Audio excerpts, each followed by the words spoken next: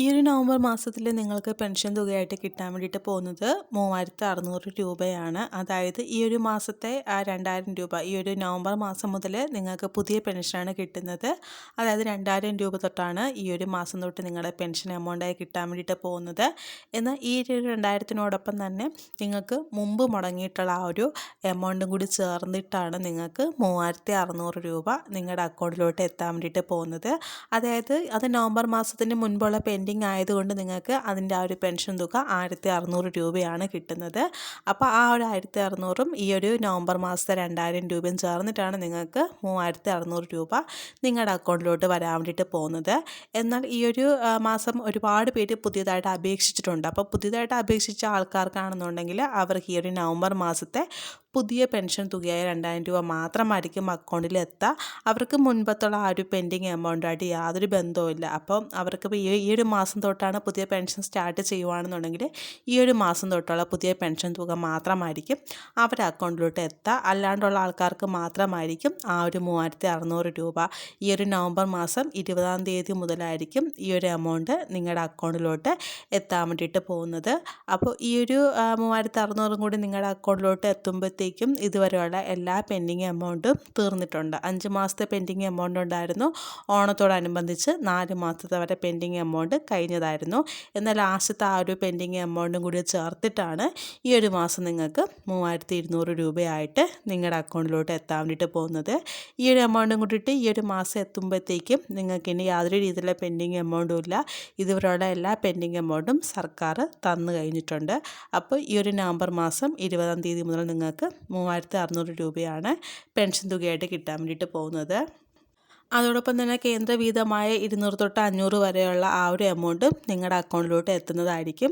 കഴിഞ്ഞ മാസം ഒരുപാട് പേർക്ക് ആ ഒരു കേന്ദ്ര വീതം കിട്ടിയിട്ടില്ല. അപ്പോൾ അവർക്കും കൂടിയിട്ട് ഈ ഒരു മാസം കിട്ടുന്നതായിരിക്കും.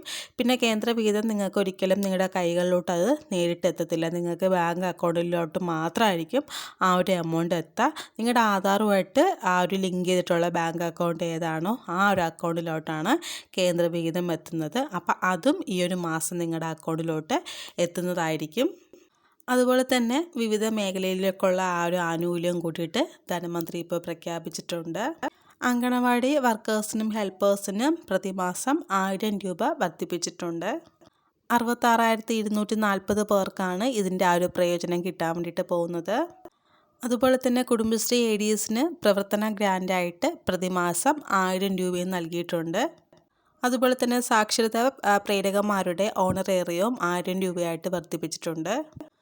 ആശാ വർക്കർമാർക്കും പ്രതിമാസം 1000 രൂപ വീതം വർദ്ധിപ്പിച്ചിട്ടുണ്ട്. അതുപോലെ തന്നെ പാചക തൊഴിലാളിയുടെ ആ ഒരു എമൗണ്ടും അവർക്ക് പ്രതിദിനം 50 രൂപ വച്ച് കൂട്ടിയിട്ടുണ്ട്.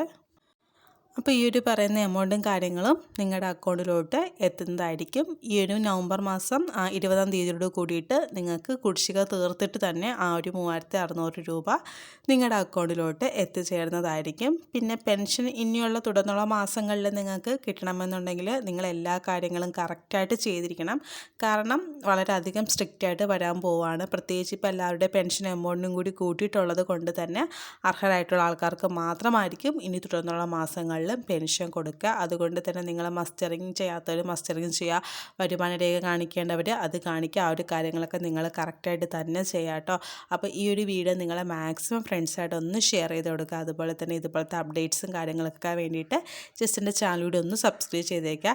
എങ്കിലേ നിങ്ങൾക്ക് ഈ ഒരു ലേറ്റസ്റ്റ് അപ്ഡേറ്റ്സും കാര്യങ്ങളൊക്കെ ഞാൻ വീഡിയോ ചെയ്യുമ്പോഴത്തേക്കും നിങ്ങൾക്ക് അതിൻ്റെ നോട്ടിഫിക്കേഷൻ കിട്ടുള്ളൂ. അതുപോലെ വീഡിയോ നിങ്ങൾക്ക് യൂസ്ഫുൾ ആണെങ്കിൽ മാക്സിമം ഒന്ന് ലൈക്ക് ചെയ്ത് സപ്പോർട്ട് ചെയ്യുക.